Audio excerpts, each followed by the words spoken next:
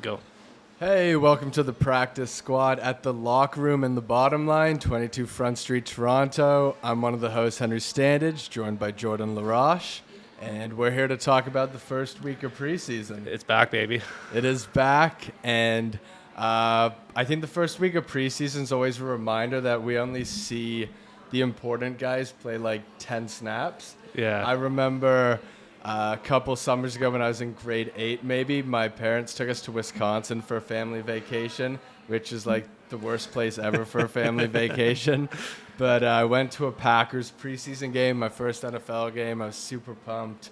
And Aaron Rodgers played like 4 snaps. And I was like, great, I don't know any of the players now at once. It was like the 7-minute mark in the first quarter. Yeah, I'm always a little like kind of questionable about going to NFL preseason games or any preseason game in general, just because of that. But I mean, also with preseason, you get a lot of overreactions for the season. I mean, we base the whole guy's upcoming season off of one drive in a preseason against realistically probably second and third stringers. So I'm all about that. I do the exact same thing, but hopefully we don't get too far into that today. Yeah, it's you definitely see the guys who are third stringers who can just dust the other third stringers, but that doesn't mean they're a future Hall of Famer. It means they're probably like a solid second stringer. Yeah, at least. And you sometimes get those guys who have a good preseason and can just have a great regular season, even if they're not necessarily a big guy out there. So that's always really cool to kind of see. Yeah, and we're going to start by talking about some winners and losers. And I'll start us off because I don't think there was a team that was a bigger loser this week than my team. We lost Mekhi Becton on the line last week, out for the year, and then found a replacement who seemed super suitable, was a Pro Bowl replacement last year, left tackle Dwayne Brown. We play our first game, and Zach Wilson turning upfield. Tries to juke someone non-contact and just goes down. And you look at it, and it immediately looks like a torn ACL. That's what the rumor was at first.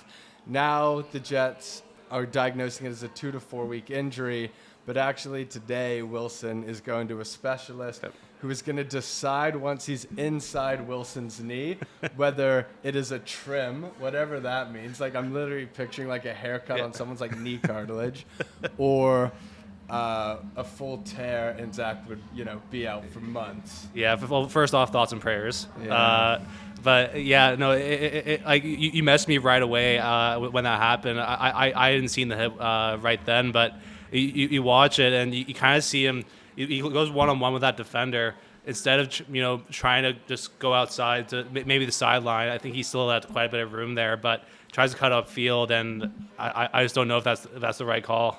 Yeah, but it's also disappointing that a 23 or 24-year-old can't make that move without like completely busting his knee. Yeah. It wasn't like a crazy athletic move, and he injured that same knee against the Patriots last season. So honestly, really concerning, even if we get good news today and he might be back week 3. But it does set up the Joe Flacco revenge game week 1. I'm very excited for that. Yeah, week 1 they play the Ravens, and I mean just the revenge tour for Flacco in general too. I mean he's got a lot of praise out of this Jets camp so far this offseason, which is really cool to see. I always loved Joe Flacco. He's always been a lot of fun to watch. So hopefully he can get some good reps in with the Jets this year. Yeah, but still, we're definitely week 1 losers because we have to figure out if we need to draft another QB next year, and this just makes everything more confusing and just less exciting, I guess. Why don't you give us one now? Winner or loser? All right, I'll go the other way. I'm going with my winner, Jalen Hurts. And, I mean, he goes 6 for 6 for 80 yards and 1 touchdown in I think the 1 or 2 drives that he had. And with Jalen Hurts, the question was always, yes, he can run the ball, but a lot of people were questioning whether he could actually be an accurate passer. And if you just kind of watched his week 1 performance, I think he showed what he can do. And I think he's only going to keep getting better as the preseason rolls along. All right. Yeah, that was the same game, obviously. Yeah. So I saw that, and Hurts completely tore us apart for the limited amount of time he played. And I guess even the bigger winner there is the Philadelphia Eagles. I mean, you have a good quarterback with, some real weapons out wide now, and you still have Miles Sanders in the backfield. That's a pretty good offensive team. And that touchdown he had to Dallas Goedert as well was a pretty that touchdown was like an unbelievable truck. I think it was DJ Reed, who's a first-string corner for the Jets, and like he just like kind of posterized him on a catch. Oh, yeah. And planting his feet and just bowled him over. Yeah, I got lucky with Dallas Goedert drafting in my fantasy league last year because I didn't really expect that much from him. But again, I think top 5, top 10 tight end in the league right now. And yeah, he should be able to get some one-on-one with those weapons out wide. Yeah. Okay, my next one, it's a winner, and it's the Steelers for doing it again. They always draft a receiver in the middle rounds, and they're always really good. You go back to, Emmanuel Sanders, Antonio Brown, Chase Claypool, Deontay Johnson more recently. Now, some of these guys are second, thirds as well, but it's never the guy at the top of the draft. They just find these, like, really, really good wide receivers every year in the draft. And, this year, George Pickens, 5-star recruit coming out of high school. Second rounder, right? Second rounder, 52nd overall. And he was somebody that was always projected to be a first-round pick his entire life growing up. He's really tall. He's, like, lean but really muscular still. He kind of looks like A.J. Green.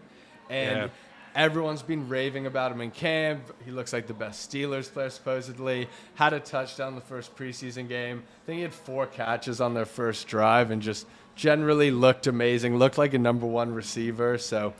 yeah, and obviously Kenny Pickett played awesome as well. So just a great night for them. We'll talk a little bit more about Pickett a little later on in the show, but I mean you're 100% right. I mean he's kind of just gliding out there for a guy that size to, I mean just move like a gazelle. Yeah, and to have that weapon with a Mitch Trubisky there, or even possibly a Kenny Pickett if he keeps playing well, that's a situation I could see happening down the road too. Right, and I just want to say I think he was like 15th best rookie of the year, offensive rookie of the year odds before. He's up to 6th now at 11-1, so obviously people are taking notice.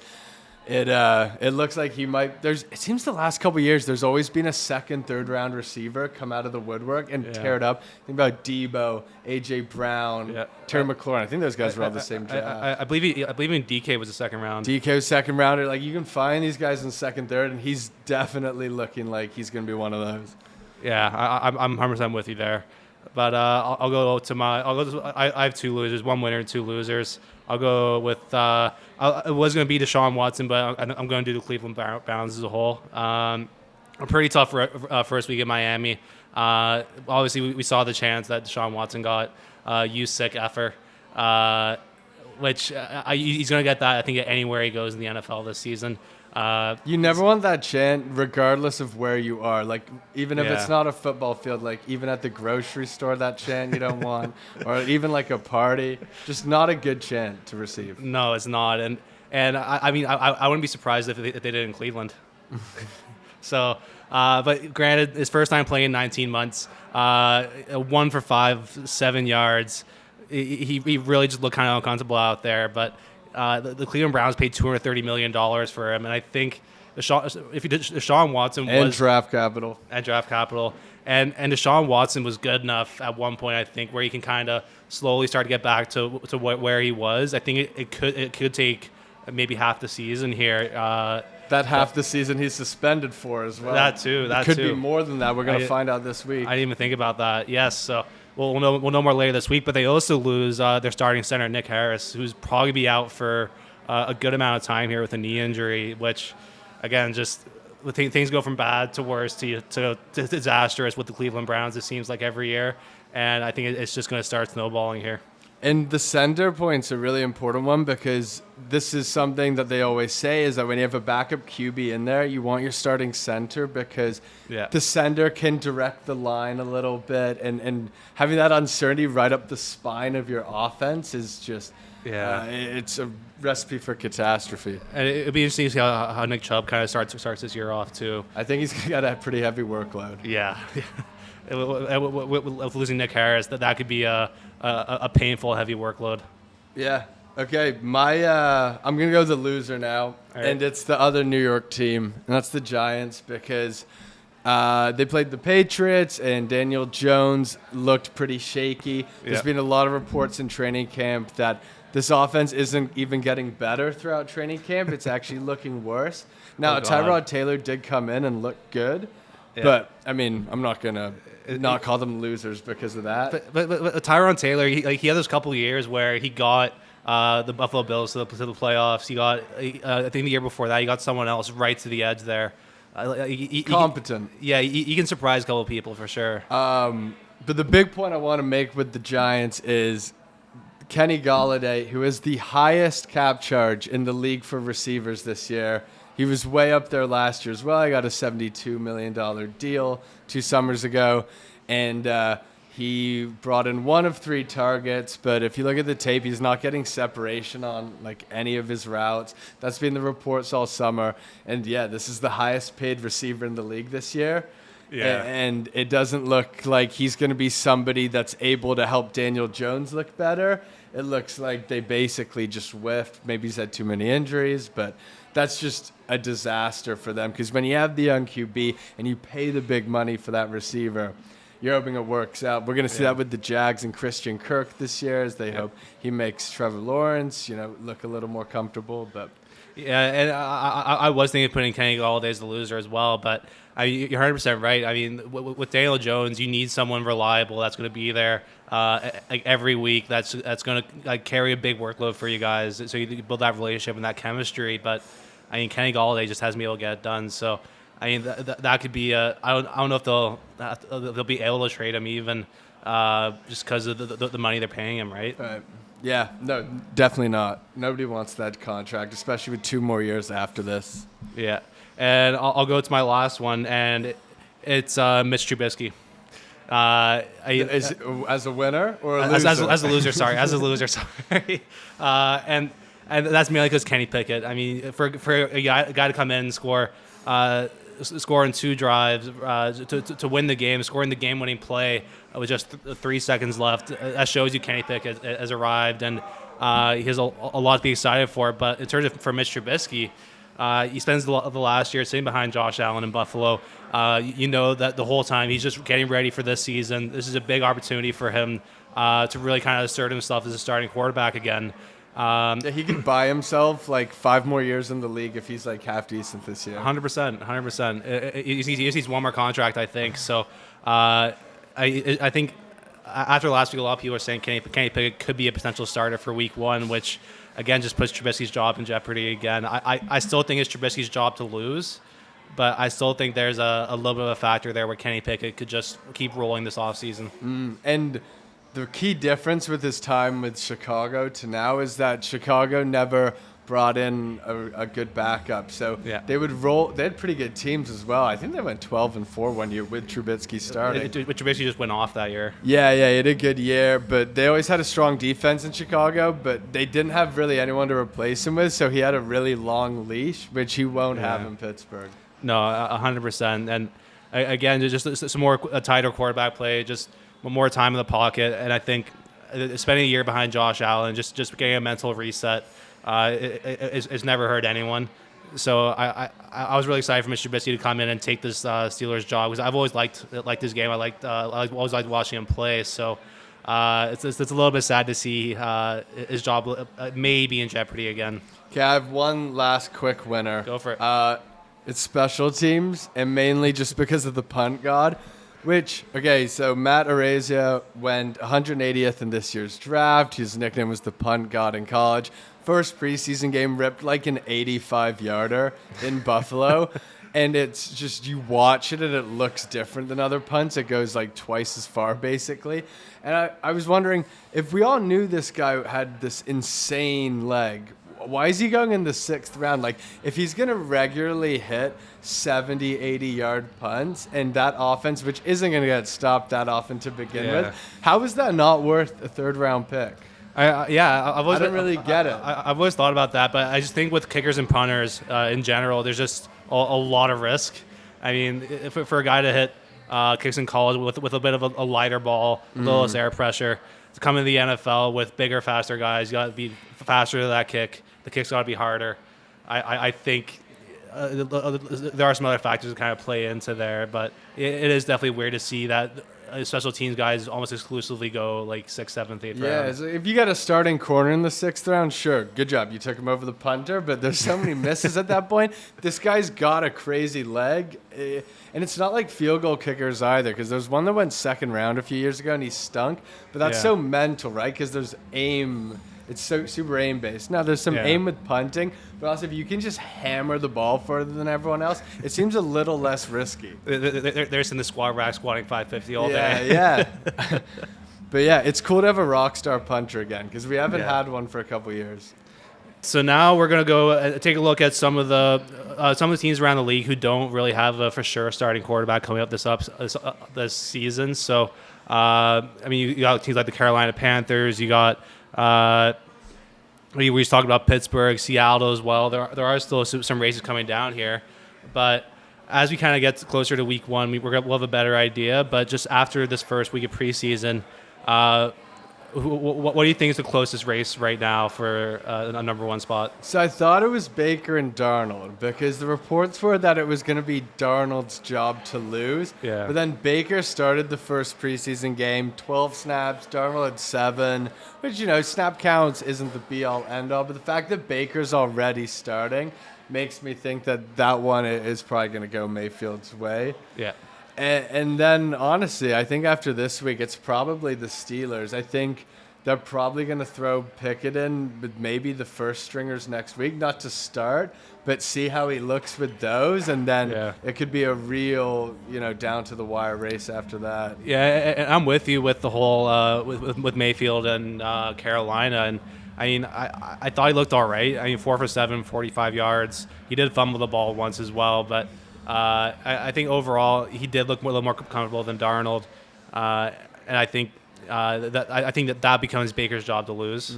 And then you're just talking about Pittsburgh as well. I like what Kenny Pickett did for a first-year quarterback to come in and just show the presence and the calmness that he did in that situation. It's pretty rare to see. So, and a lot of the reports, like Michael Rappaport was on the Pat McAfee show yesterday, and he said it still feels like it's Trubisky's job to lose. But with Kenny Pickett, you were just saying, possibly getting some runs with the starters and the first stringers. I think that'd be a bigger tell for where Kenny Pickett is than playing with the third stringers, going up against the third stringers. Yeah, Pickett 13 for 15, bunch of yards, touchdown or 2. So that was really impressive showing. I just don't care that much about the Seahawks quarterback competition. So it's not really at the front of my mind, but that one's also pretty close. I don't know what you've heard about that one.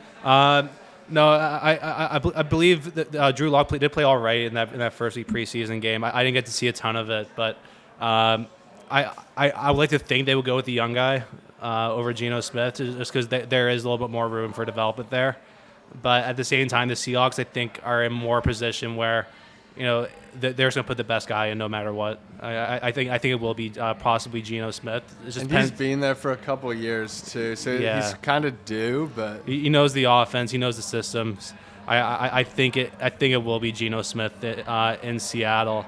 But we did get some news about the 49ers as well. Kyle Shanahan confirmed that Trey Lance will be starting in week 1. Garoppolo is going to be out with some shoulder surgery. And granted, I think Garoppolo would have been traded had he not needed the surgery, which is kind of what the 49ers said too. But again, for Garoppolo, just another guy that's out on the market now. Mm-hmm.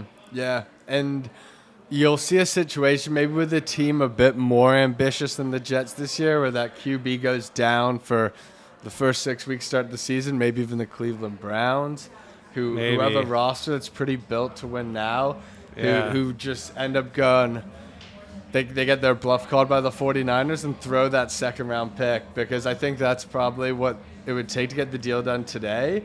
Yeah. I don't think a 4th or 5th rounder or even multiples. I think the Niners want a 2nd round or maybe 2 3rd-round picks for him, which honestly seems fair. No, and obviously shoulder surgery is scary, and it will affect the return. But I mean, Garoppolo here's some stats for you. Garoppolo has the 4th highest winning percentage among current quarterbacks with a 702, behind Brady, Mahomes, and Lamar Jackson. He led the league in yards per completion with 12.7 and second in completion rate with 71%. I mean, he's still a good quarterback. He may not throw the ball a ton, but he can get the job done, which I think for a lot of these teams that are kind of on the cusp of maybe being a Super Bowl contender, that's all you really need. Yeah, if you have good weapons, he'll perform fine. Exactly. And I think just the last few years in San Francisco have proved that. Yes, that's mainly the 3 quarterback competitions going on, but there was also the chance to look at some of the backups as well this week. I was kind of amused by Jordan Love, who I've always thought looked like the most boring player ever in the few starts he's had. He's had a couple regular season starts as well when Rodgers had COVID. And he went 13 for 24, 176 yards, which is more dynamic than he's shown for, with 2 touchdowns and 3 picks. So maybe he's feeling a little more comfortable and he's slinging it a bit more. Yeah. We'll see how that goes. But then I guess the headliner this week was Malik Willis looking really good. And he will probably solidify himself as Tannehill's backup this year. Yeah, and I mean, he looked good in the pocket throwing the ball. He looked good running the ball too. That rushing touchdown he had was definitely a skillful play. But I think that could be a potential situation to watch here. If Tannehill, it's 100% his job, but if he kind of comes out the same way he did last year and just starts to struggle a little bit, that could be a situation we see later on in the season as well, with Malik Willis possibly coming in for, I don't know, a few more games. Maybe they use him a little more like a Taysom Hill in New Orleans, because I mean he's built like a fridge out there. He's kind of a trucky dude. He's shorter than I thought he'd be. But he is solid. So that's definitely something to watch down the road. It is honestly a little bit underwhelming this year, because last year we had 5 first-round quarterbacks and we still had some guys going second, third round. And so there's all these players to watch, and this year you just have Pickett in the first round. Yeah. And you're like, all right, let me check out these Sam Howell highlights for the Panthers. But that's actually one guy I wanted to talk about as well. I mean, he nearly led Washington to that comeback too. Right, yes, he's a res. I'm thinking of the other kid who the Panthers took, Matt Corral. Oh, yeah. No, but I will just Sam Howell, he threw for more yards than Wentz and Heineke combined, and I think overall just looked more confident and just played a better game than both those guys did. So, I like Carson Wentz. It's just the last few years have just kind of left a bad taste in my mouth with him. I don't know. He looks shaky. He makes some just awful throws for some reason. So I mean, I love controversies. I love it when a backup can come in and steal a role. So I'm all for these backups to try and steal these guys' jobs. Yeah, sorry Sam Howell. I should have given you more of a chance. And then just one last thing we kind of want to talk about. Lamar Jackson is in the last year of his rookie contract. He has given the Baltimore Ravens a deadline. At first, I kind of saw it as a holdout. But after reading up on it a little more, I'm not so sure if it will be. But again, he wants that extension done by week 1. What's your kind of take on that? Yeah, there's a lot. We see a lot of this in the NBA and NFL nowadays, where players want the new contract or the new team and they hold out. But this one is actually a little different, because one, Lamar's his own agent, which is pretty bizarre. He probably wants, top 3, top 5 quarterback money. And it's surprising that this has gone that far, because teams are usually in such a rush to lock down the QB. Yeah. And I wonder if part of it is that Tyler Huntley, looked really good last year, even though he went like 1-5. But I think their system, a lot of players with the similar traits as Lamar can at least be competent. They can't be elite like he is in it, but it's such an interesting situation. And I couldn't even tell if from what he said that he was saying, I won't play week 1 if I don't have the contract, or was he saying, I won't discuss the contract anymore, a.k.a.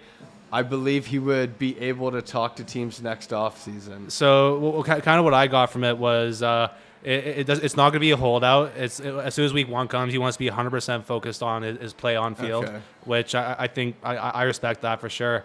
But the Ravens have said they're willing to one-up Kyler Murray's contract. Just for reference, his contract's $160 million guaranteed, $230 over 5 years.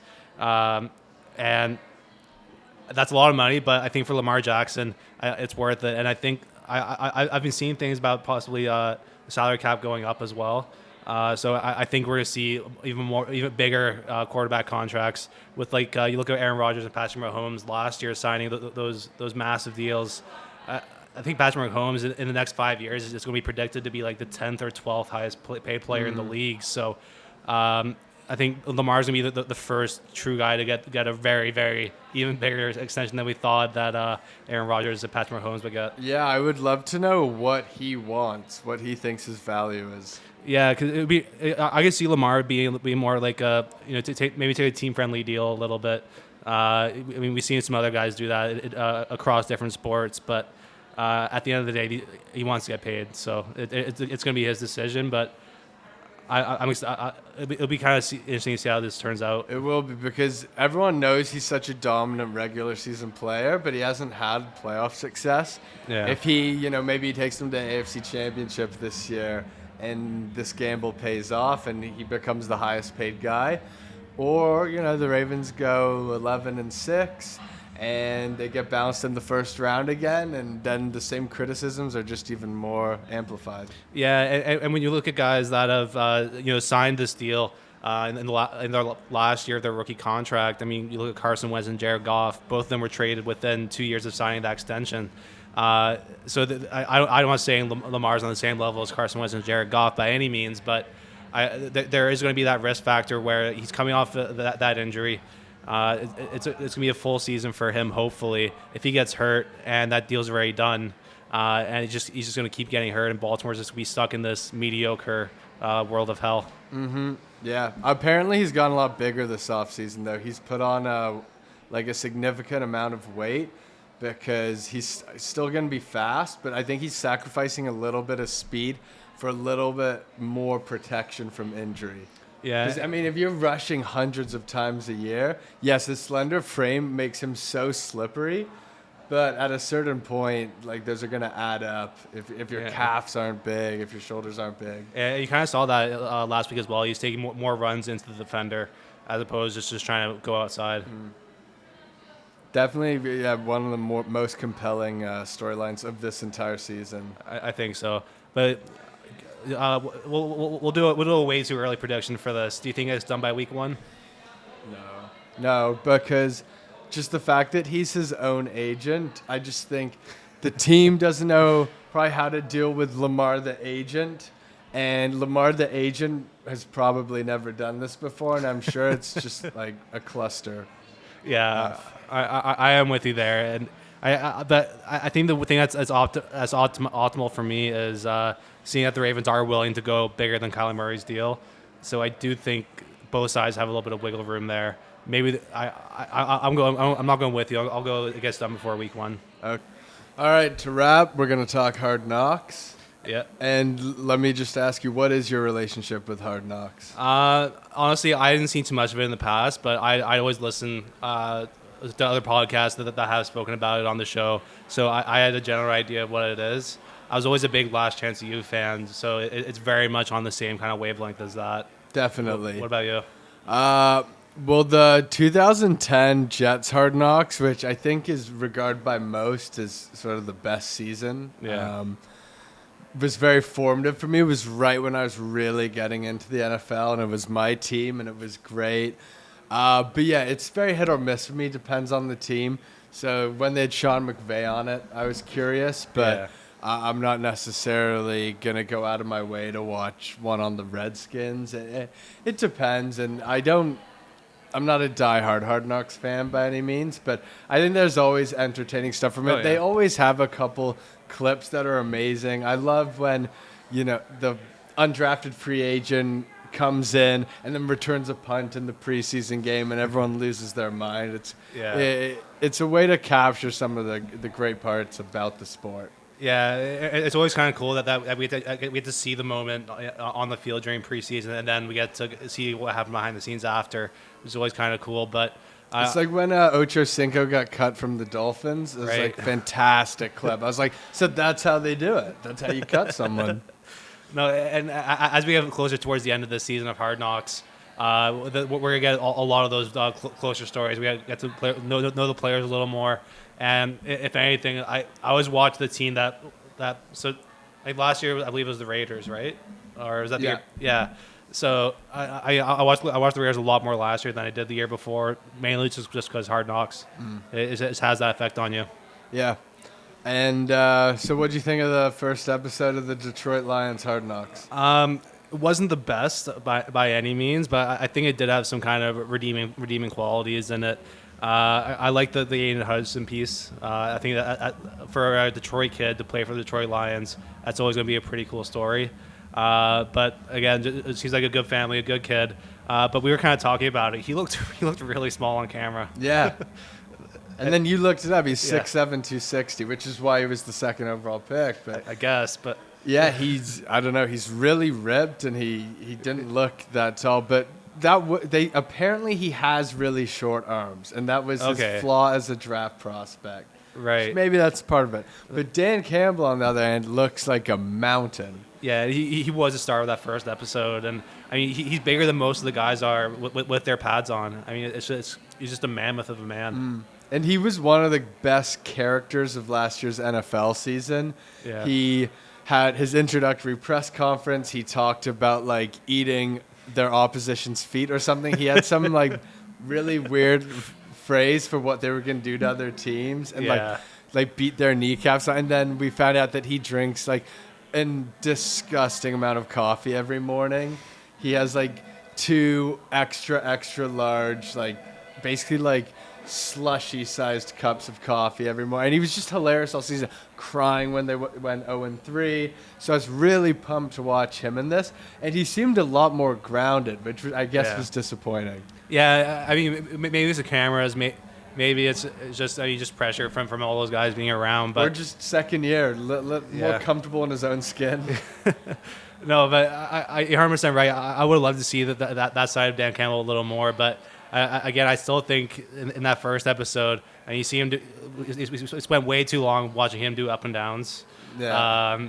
But just overall, he's just a football guy. You can just tell he eats, sleeps, and breathes it, which I guess you have to be an NFL head coach. He's like he reminds me of the Big Lebowski's brother who went like the military route instead. Yeah. I see that. I see that a little bit. But I mean, even after doing all those up downs, he didn't look tired. I mean, the guy's still in great shape. Yeah. Well, he also drinks like an incredible amount of coffee every morning too. Yeah, which probably doesn't hurt. You can see the coffee sweats at certain points in like the classroom for film. He's just pushing his hair back. It's drenched. I didn't know he had such a long playing career, which is cool. It seems like he rose pretty quickly. And that is one of the cool things about Hard Knocks is just understanding so many of these guys' stories. We didn't get a lot of that other than Campbell, Hutchinson, who were, two of the most high-profile guys in the franchise. But we did get to see the other coaches as well, like let's see the DC and all the position coaches, and they talked a little bit about their own careers, but I didn't realize they brought in a whole staff of ex-players, which again, I mean, it just kind of goes back to that saying, or not saying, but that thought process of, if they've been there and they've done it all, I mean, they're the best person for the job, and they seem to know what they're doing. Yeah, well, the OC talking to the whole team was like, "I love you, but I hate you," as if this was like the most profound thing he could say. Yeah. It isn't like a fairly common phrase. What was the exact quote was like, I love you, man, but I'm gonna F you up in between the lines. Yeah. And he repeated it several times throughout the episode, and I guess those in the DC have some history long term where they're very close, but we got this montage where after every play, it's mainly the OC, to be honest. The DC guy just seems to mainly put up with it, where he's chasing him around, constantly yapping in his ear. And it just seems like a very different, like you think of the New England Patriots what the DC's relationship is like with the OC probably. And there's no way it resembles that at all, which I guess is a result of a players-only coaching staff. All these guys are so high-strung and emotional. Yeah. And the Lions definitely are an interesting team. Yeah, and I can't remember who it was. He had that speech in the huddle at the end of the practice, before they go to the Jamal scrimmage. Williams, Jamal the backup Williams, running back. Yeah, I mean, after that, I was ready to run through a brick wall. I mean, he's saying pissed off whenever when he thinks about the record. And I think for Lions fans, I mean, he has to be at least a little bit excited about that. He brought himself to tears, which is crazy. It's just an end of practice huddle, and he's bawling his eyes out. Yeah, and it started off on a pretty light note, but that was one of the cooler clips of this week for sure. I want them to introduce us some characters who are on the bubble of getting cut. Yeah. Now, at the end of the episode, Aiden Hutchinson takes an ice bath with, I think, an undrafted free agent from Nigeria, which would be a cool story to follow. I think so. So they might have been laying the groundwork there at the end of the episode. Yeah. I'm definitely hoping we get to know a little bit more about the team and not just focus on those characters so much. But the ice sub conversation was actually, I mean, a little kind of eye opening for me because I for the life of me I just can't remember the lineman's name, but he said he'd only been playing football for like 7 years. He essentially went to college and went to Memphis. I chose Memphis solely because he had a better relationship with the coaches there, and he maybe played 1 year of football before that. So I mean, it's just you get to hear all these stories about football just around the world, and it's just kind of cool to learn a little more about how international the game really is. Yeah. And I've even heard a lot of stories about that, about football's influence globally. You see it in the NBA a lot. Yeah. Like Joel Embiid started playing basketball when he was like 16. Yeah. But, an example of that for a D lineman's cool. Yeah, the NFL does have a system for that where they do scout overseas players. I've seen a couple of tweets about it here and there, but no real actual stories or anything, which is a shame, really. Aiden Hutchinson couldn't believe that a guy would choose Memphis because he got along with the coaching staff. I was like, well, what criteria do you use? I wouldn't be thinking of anything else. Well, I mean, you're saying he had some SEC offers from like LSU and Alabama, but I mean, if you go there, you're going to be playing third string or redshirting. Yeah. You're not going to be a regular part of practice or the team. So I think why not just go to a place where you have the best relationship? Yeah. And so the narrator, he is one of those voices that you recognize, but you're like, who is that? It's Liev Schreiber, the actor. Is it him again? Yeah. I thought he did last year as well. Yeah, so he's done it every year except one. Okay. In 2007, when they brought in such a surprising choice. I couldn't believe this is the guy they went with for 1 year, and it's Paul Rudd. Yeah, I remember that. I can't remember what team it was, but it was the Chiefs because he's from Kansas. He's from there, yeah. But no, I love Liev Schreiber. What a great voice. Yeah, ever seen Ray Donovan? Yeah. One of my favorite shows. Okay, yeah, it's a good show. I was thinking like it'd be pretty cool if they had just after Paul Rudd kept doing guys from that like cast of comedians and have like Michael Cera do like the Raiders Hard Knocks narration. Michael Cera doing anything for sports just seems a little off. Yeah. Do you have any other Hard Knocks takes? They spent. I mean, the new padded helmets.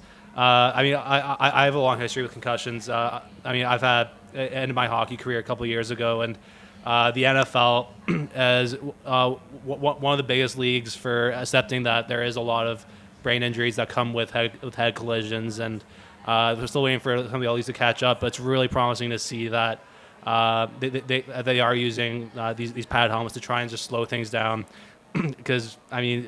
You take all those hits to the head, and it just eventually is just going to keep adding up and get worse. So that was for me, that was really cool to see. I don't know about you, but yeah. Now the design was it's awful. It's terrible. Yeah, it's really distracting, to be honest. Anytime they're showing practice clips, it looks like some sort of like how you'd have contact with the aliens or something. You put that thing on. It's not even on that tight. Like you see, like flapping around a little bit too. Yeah. It's just a big foam dome over your head. But yeah, no, that is cool, and especially in training camp. Yeah, there's no need for these guys to just be hitting each other raw. No, exactly, and you hear the difference right away. Just you don't hear all that helmet contact right away, which it was the goal, and it's good to see that's working, and the teams are accepting it. Robert Saleh, the Jets coach, was saying, though, that he was worried that guys wearing them was actually leading to more head contact because they have this extra layer of protection, and Yeah. and it's like makes their head area bigger because it's larger than normal Okay. helmet. But he was worried that basically when you take them off, these guys now, because they've been able to hit each other in the head, it's sort of giving them poor practice habits. Yeah, I can see that. Yeah, I think these guys are so hardwired to be able to keep their head up and not look down that I don't see it being too big of an issue. But again, that's just something that comes with time, right? Yeah. We'll see how this season plays out. But again, that's something we should keep track of throughout this year. Yeah, and then for Hard Knocks next week, I think we're gonna get a little bit more game action and Yeah. less of rookies dancing and singing for the whole crowd. Honestly, great audience though. The Lions, Yeah, I like the Billie the Jean. Lions roster. Yeah, I like the dude doing salsa as well. Yeah, no, but I think overall it was entertaining. At least I think some parts could have been directed a little better, but it's just a reminder that football is here and it's back. Yeah, and I don't know when. Does it say the date of when that episode is? It's like the start of training camp, obviously. So that would have Yeah. been a month ago. I don't know. The turnaround time must be really quick for some of these episods. though. It It's would